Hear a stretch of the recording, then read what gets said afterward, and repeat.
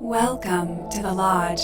You've accessed the Lodgecast experience. Warning, warning, dangerous spoilers ahead. Enjoy. Oh! Woo! Welcome to Hot Takes. Hot takes! So hot! It's Friday night at the Century City AMC. I am your Lodge Master. With me, as always, is Brother Bieschke. Hello. Brother Lucas in the back. It's Friday night. And our esteemed Marvel expert, I didn't sign off on that at all. Brother Justin. I am present at best. Okay, so as Chris Cuomo would say, let's get after it. Let's get into it. One of those. I'm Ron Burgundy. The movie is Avengers Endgame, which has been declared numerous times by Brother Bieschke to be the final Marvel movie, or is it the final comic book movie that we're going to do on this podcast? As Jesus the God-Man said, it is finished. It is accomplished. So we're forsaking all DC entries. I am. Oh Jesus! I've completed my 22 film. Are you throwing the Infinity Marathon. Gauntlet down? Is that what you're doing? Yep. All right. Well, we'll see. It was a good one to go out on. I'll just say We'll see how that goes. You're just like you think you're done with musical biopics. You're not. No. So we'll see. We'll see what happens. I will see Rocket Man. You will see Rocket Man. Okay. Avengers Endgame. We all saw it separately. I was to see it with Brother Justin, but in the Sturm und Drang of the opening weekend craziness, I got tickets for the 4:30, and he had tickets for the 4. Oh. We were two oiled up, muscly superheroes passing in the night.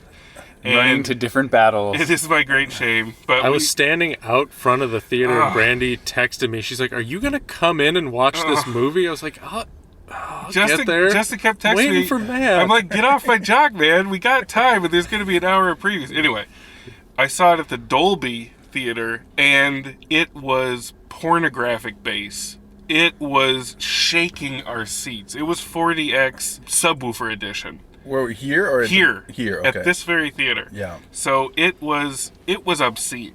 People were looking around at each other like, are you feeling this on your ass? Are you feeling this? And lo, they were. Okay, so let's get into it. Enough of this preamble bullshit. Bieschke, we saw it in Burbank. Yeah, what's going on with you? No bells and whistles. Burbank Theater was absolutely packed. So we saw it we saw it in 3D, so a little whistle. And I've heard a report that Lucas stayed awake. Yes. Fully conscious, fully aware. That was the report. He didn't sit next to us, so we can't that's confirm, why but it's unconfirmed, so you're still resident sleepyhead. I was sitting in the second row, just completely absorbed. Okay. Just drowning, swimming Okay. in the Avengers. All right. So has everybody here seen all of the movies? No, I've seen half. I was lying. Okay. I actually did a head count, and I saw all of Phase 1, but missed 2 titles in Phase 2, and then 3 titles in Phase 3. So a handful, 5 or 6 out of the 22 total. Justin, you've seen them all, right? I have, yes. I think I've seen them all because you've seen them all. In regards to the Avengers, I missed the Ultron one with James Spader Okay. as the robot. That's the only one I didn't see All right. of the Avengers. Justin and I have seen them all. We've seen them all. I think Age of Ultron is a little unfairly maligned. All right. I think we had a little bit of superhero fatigue when we saw it, Sure. but on a revisit, James Spader as a giant evil robot is pretty amazing. We didn't know how good we had it. Yeah, Pearls before swine. How spoiled do we have to be? It's like, yes, Evan told robot James Spader, quipping. So we're imagining everybody listening to this has seen this movie. Spoiler alert. Shit goes down. Can we break it up in terms of hours, maybe? Sure. Okay. Let's do it. Hour 1. Let's give some form to Hawkeye. this. Hawkeye is at his house with his kids and family. I thought it was a good somber opening. It was very somber. And I Very liked chilly, cold open. and I liked. I perked up immediately because I knew right where it was going, and I was just trying to guess which one of his kids might survive it, and it was like, no, they took his entire family, and I was them all. And I was like, oh, this is like, we're gonna be in for it. And then he had so much grief that he got a dubstep haircut. What was up with that haircut, though? Honestly. That was a Neo Tokyo look. Oh, that was part of the Tokyo phase? He was a Ronin. He was a street Ronin. And then I guess that's part of the Marvel universe, but what was up with the Tokyo part? He was basically like the Crow, except not dead, like physical sense, but his soul was dead. It was more like he was just like a vigilante, hoping that like one of them would put him out of his misery. So he was just like a killing machine. I like to think that all of my friends who have families love their families, but I know at least some people who got their families dusted just turned around and went, oh, whew. Oh, man, all right. Fresh start. The whole bed to myself. Gonna go to the library, read some books. God, my kids were so dumb. Oh, God. This is great. I don't know who the fuck Thanos is, but thank you. They didn't explore that, strangely. In a movie this somber, I would imagine at least one of the heroes. Nobody was thriving. That would have been the real darkness of it, yeah. Yeah, it was like, and I maybe I was wrong to assume this, but I thought Thanos was going to be insanely powerful with the Infinity Gauntlet in this one. Yeah, he was chill. And he was, so I was a little wondering what was motivating him to kill half humanity when he just goes and retires and destroys the stones afterwards. He's chilling. But I guess he's just chilling, and they chop his head off. Who chopped his head off? Thor chopped his head off. Yeah. And Brie Larson swooped in like a nuclear missile and saved the day. There's a lot of stuff going on. There's a lot of it. A lot of characters. My main issue is these Marvel movies, every one of them, the first, I don't know, at least 20 minutes is designed to reintroduce you to the character. Like, holy shit, they're back. Woo! Trying to make us clap.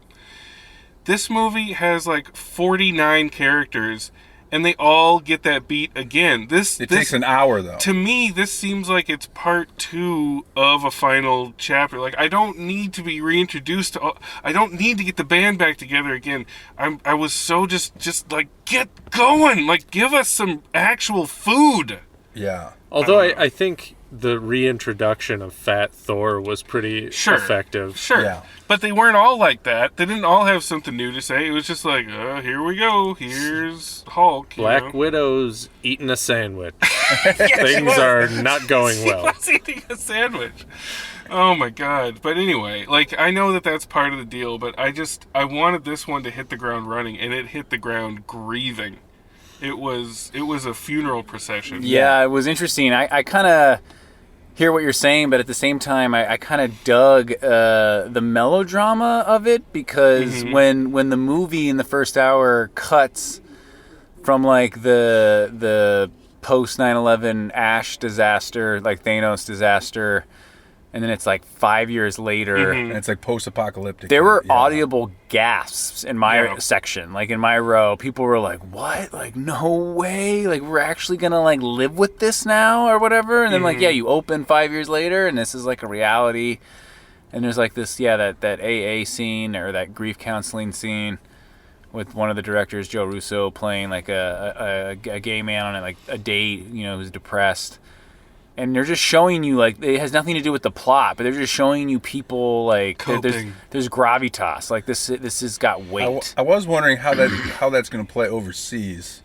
Yeah. Because there's no action for, like, the first hour, basically. Exactly. Or maybe hour and a half. Well, there does get to be action once they time travel. Right. Justin, what were you thinking during this? Were you loving it? Loving it's not really the right word. I mean, it's pretty overwhelming. I mean, it's so somber for so long, and then you get into the time heist antics, which I was not as enthralled by as I think I was supposed to be. You were definitely supposed to be. You were. Yeah, I mean, getting to revisit little moments like that Back to the Future 2 style was pretty fun. I thought that could have been more of a glorified montage. Nice. Like, I've seen all these movies, but, I mean, did we really need to spend more time with Tilda Swinton from Doctor Strange? Or, like, see unused footage of Natalie Portman? Like, okay, what was up with the Portman cameo? Because she did nothing in this movie other than she didn't have a line. She didn't. I don't think she reprised. Like she didn't come back. that was all. They were just milking. It looked the like likeness. a Gucci commercial that they just like brought into the movie of her just looking around a room, and then that was it. Yeah. That was incredible. That's all we needed. Yeah. I mean, I enjoyed them revisiting Avengers. It'd been a hell of a long time since I'd seen it. It's been so long that the effects were noticeably not as good. Yeah. Which was fun. Yeah, and I kind of enjoyed the second hour probably the most. I think the stuff that gets to be like on the cosmic scale, I wasn't not as interested in. Like, for instance, the death of Scarlet Witch, which I didn't understand why. Wait, did she die in it? No, you're combining a character's name with the actress's name. What? Oh, Black Widow. Wait, who's Scarlet Witch? Scarlett Johansson plays Black Widow. Oh, okay, Black Elizabeth Widow. Olsen plays Scarlet Witch. Scarlet Witch. Yes. Okay, sorry, my bad. Scarlett Johansson plays Black Widow. We're gonna get some tweets about that. Yeah, we are. Fuck. And she jumped. She just says, "I have to sacrifice," or Red Skeleton, or the sandwich was that bad. She had to end it.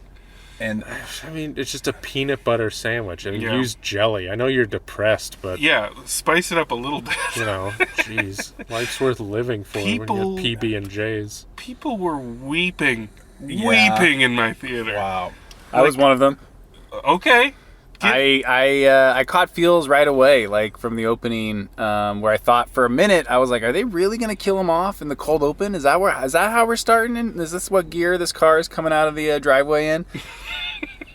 And then when time crimes, Captain Marvel saves him and brings him down, and like he's disembarking from his ship.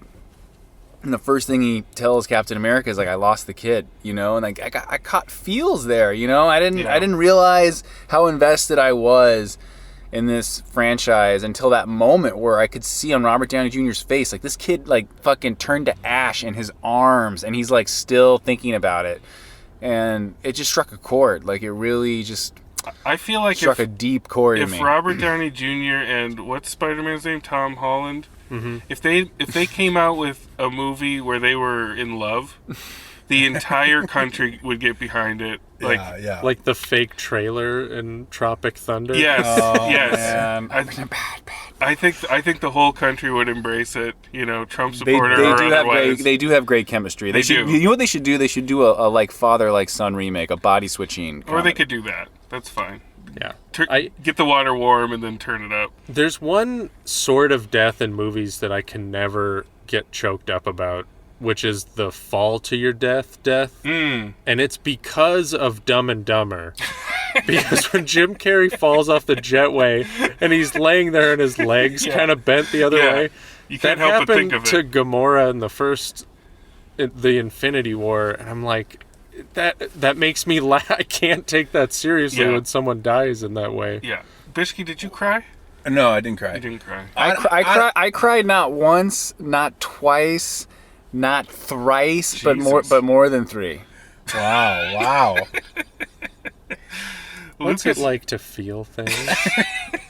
You're a tender boy. You're a tender boy, Lucas. Look, there's a lot of fan service. Yes, like you can't sleep if you're crying. There's a lot of like self-congratulatory like victory lap. Like, I definitely know that a lot of the scenes went on for too long, and like even that falling death scene was kind of silly, where it's like, no, I'm gonna die. Like, no, I'm gonna die, and it's like I get it. They're about to kill each other for the honor of who's gonna die. Yeah, but if you think about it, it's kind of twisted and fucked up, and you're just like, wow, this is dark because like, she's not coming back. Like this is actually the end of the series, like the end all be all. So the stakes couldn't be higher, and I appreciated that. Like for once, I knew there was not going to be another fucking Iron Man movie with Robert Downey Jr., so I better pay attention. Yeah, not fall asleep. Unless they somehow time heist him back into it, and then we're fine. Speaking of time heist, in hour 2, we go back to the year 1970. Uh-huh. What do we think of that section when we're in the 70s? I don't even remember that. Remember when Michael Douglas is looking like China Syndrome? Yeah. Digi Douglas. Fun, but also Robert Downey Jr. Come on, 1970. Yeah. Really? Yeah. I feel I was so distracted by Michael Douglas and the implications of de-aging celebs into whatever era we want them into that I think I just didn't even remember it as part of this film. I was just like, this is chilling because we really are going to get to order, like, I want a 70s Jack Nicholson and 80s Michelle Pfeiffer, put them together in my new fart comedy. You were writing Basic Instinct 1.5 in your head. Yeah, exactly. I'm like, he could really be back. We could de-age his butt and everything. So, yeah, there was a 70s section, apparently. Yeah, That could have been 5 minutes. And then they bounce back, and we're in hour 3, back in 2024. Because remember, we're 5 years in the future. So we're in 2024. Hulk snaps his fingers. Everything comes back to life, apparently. But then Thanos This is the perfect travels recap. forward in time with his legions of armies. And I'm trying to remember what happened. Then it turns into like a big epic battle. Then they all fight in a crater. So like the climax of the movie, the last 45 minutes is straight action. Yeah. And it's like epic. Yeah. You know, people coming out of time portal holes out of thin air, like, you know, flying wizards and like the whole 9 yards. And what was cool about it, I thought, was the ambiance or like color scheme, like the setting. It kind of had this weird outdoor scorched earth in the daylight, but there's so much smoke and debris. The sun is like blotted out, shadows. So they're masking a lot of the CG work, but they're still giving you enough to be engaged with, which I thought was great.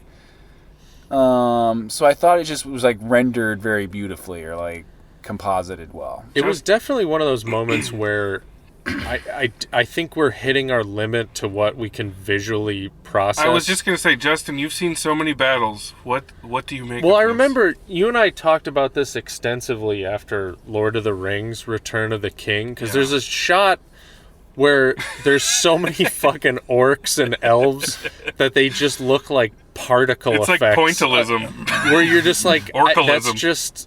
that's like a sea of grass. Yeah. There's so many people battling that I can't, Like, my eyes can't process What that. are you to make of that? Like, this didn't have quite as many things, but there was a lot of sprites on the screen. Well, there's also more characters that you recognize Right. on screen at the same time than probably any movie ever made. Right. Yeah. Which is a feat in and of itself. Yeah, I mean, I think just the fact that this movie exists in the form that it exists is unbelievable. And the fact that a movie so dark is going to be like the biggest box office champion of all time is also crazy. Yeah, it's like a weepy drama for the most part until that last hour, and then it just... It's like if you're like, E.T. narrowly beat out Sophie's Choice to be the top box office earner of the 80s, you know? It's like, wait, what? Yeah. It's not something you throw on for the kids for a good time. It's fucking dark. It's a decade worth of movies coming to an end.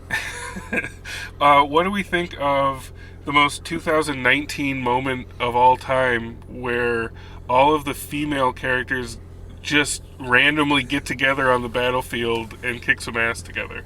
Didn't they like jump into a time warp or something? I was confused by that. But then the most 2019 Brie Larson comes in with her new haircut like a nuclear bomb and takes out Thanos' ship and half his army. Yeah. A little too powerful for a character you introduced to us a few months ago. I'm sorry. Well, I think her amount of screen time was about right. I know people have been bitching about the female characters not getting as much screen time, but yeah, we just met this lady. Right. So the fact that she's so overpowered and just kind of shows up, I think her getting to take a ship out instead of just taking punching Thanos out. Head off is smart. It's a compromise, yeah. You want to give it to the original characters who are having their swan song here. Yeah. Like, she'll get to be the star of whatever next Avengers movie. Yeah, what's the next phase? Like, who remains in the next phase? Spider-Man, Captain Marvel. We got a new Captain America coming. New Captain America. Yeah. But in answer to your original question, I thought that was pretty awesome to have all the ladies have their nice little battle cry moment. Yeah, it I don't feel felt a bit unearned, I don't but feel it's still you could, good. Like any criticism you have against this movie, you're going to be nitpicking. I mean, yes, it's a little long and a little melodramatic and all these things, but at the same time, like I was thoroughly entertained and was like, I never once like had to go to the bathroom or like look at my watch. Like I was digging it. Like it fucking was just working, you know. And I think it kind of preyed off my nostalgia for Back to the Future too, because I kind of like that best of hits where you're seeing the same things from different vantage points. It's just a gimmick that I like. It's just clever. Like it just makes me smile. It's a victory lap, and I think after 11 straight years of hits, I think it's earned. Yeah. Like, pat yourself on inspired. the back, by all means. Yeah. Like, holy shit. It's to have pretty that epic. many movies in a row succeed is unheard of. It is unheard of. Bishki, anything else in your notes? I mean, do you have just Fat Thor bold underline? Because I had Fat Thor. we're not going to end this podcast without talking about Fat Thor. I had Fat more. Thor is always funny. And they were playing Fortnite. Yeah. I will say, Squeezed it okay. in. I will say this, though. Fat Thor, I was delighted by most of the movie. However, the end fight scene, this climax of 20 movies, 11 years, it's fucking silly to see Fat Thor swinging his hammer. And how much joy could you have gotten out of a Rocky IV style training montage with him and I was Rocket Raccoon? I was sure there I'm was like, going to come be a on. training montage. Or have him huffing and puffing on the battlefield. Something to recognize that. That was a bold choice Yeah. to have him remain And fat the whole movie. Amazing effects. I had to look up just to make sure that he did not gain weight. I could sense a bit of a digital jiggle there. Yeah. But yeah, kudos. That's also how I feel when I lift weights. I'm like, sure, I'm trying to get strong here, but this isn't quite working how I planned. All right, let's land this Tesseract and go to them bones. I can feel it in my bones. Brother Lucas, Yes, sir. what do you got for this? Well, this was a packed, sold-out matinee screening, Burbank AMC 6. And I was in the second row, but there were like 3 or 4 rows behind me, this high school couple, like young underclassmen, like freshmen, guy and a girl, that were both like very emotionally immature and weren't comfortable with all the feelings that they were feeling. So like the girl was like mockingly laughing throughout the movie. It was like Beavis and Butthead. It was like, it was so offensive to me that I turned around a couple times and almost was going to like shout over 3 rows, like, please be quiet or shut the fuck up. But then I would look like the psycho that's going to start shooting up the place, right? Like I'm the bad guy. So that was taking me out occasionally. But that aside, I caught so many feels and was like crying real tears. Like I was just amazed that even in that theater environment, I could still like salvage the experience and have like this catharsis. Like it was this like conclusion where I could like put it to bed. Like, yeah, with Brother Bishki, like this is it for me. Like I have no interest in seeing any future subsequent Marvel movies at all. Like, yeah, I miss Captain Marvel. Both Ant-Mans didn't see. Like, so I'm done. He's done. He's out until they pull you back in. But yeah, like it was fun. You know, it was a little long, but I give it 3.5 bones. Like this is something that I want to go back and see at the Dolby Atmos, like late show when it's not as crowded, and like really just kind of tune everything out and just like try to get lost in it. Because I want footage of you watching that screening. I think it would be very tender. That's great. 3.5. Okay. yeah. Brother Bishki, what do you got in them notes? Well, glad to have completed the journey on a pretty good note. Yeah. In terms of the film, it's like when I saw The Last Jedi, where I was going through a wide emotional range. Sure. Throughout, it's very long. I like the opening. It went on a little too long for the first hour. Really like the second hour, and then third hour just kind of epic battle and what I've come to expect. It sometimes makes up its own rules and kind of vaguely makes sense, which is kind of what I come to expect from the Marvel Universe, but in the end, I didn't shed a tear, but I was What? How many bones? 2.5. 2.5 bones. Yeah. Ice cold. All right, Brother Justin, counterpoint? Well, I wanted to be here because when I listened to the hot take of Infinity War, I was appalled by how low the bone counts were. I think I gave that 2.5, but anyway. Yeah, At most. I don't know what I you. felt cheated with that one. I don't know what you want. Personally, I thought Infinity War was a better movie. I thought the action was staged better. I thought this one, I appreciate kind of the twists and turns it took, that it opened so somber. I thought it was pretty bold. But I thought, Josh Brolin as Thanos was a much more compelling villain in the last one. Because he had this goal, he's laying out this goal, he's getting the stones, and then he completes his mission and you get to see like him essentially retire. Right. And this one cheapens it by going back before all that. So That's a good point. Your Yeah, villain, it's muddy. Your villain is the villain before any of this interaction with these characters. So there's only history from their perspective, not his. Right. Which was really strange. Still, I mean, there's stuff in this movie that's absolutely overwhelming. But if I didn't cry when Luke Skywalker died, none of these fucking people have a chance of getting me to shed a tear. I mean, it's emotional, granted. Have you ever cried during a movie, Justin? I cried during Return of the Jedi when I saw When you were Bib 3 Fortuna years old? when I was 3. Okay, all right, we'll accept that. But I'm still giving this 3 bones. Mm-hmm. I mean, the sheer audacity of it, the scope of it, overwhelming. I mean, some of the action is amazing, and there's just so much shit going on. You gotta give it up for that kind of ambition. 3 bones from Brother Justin.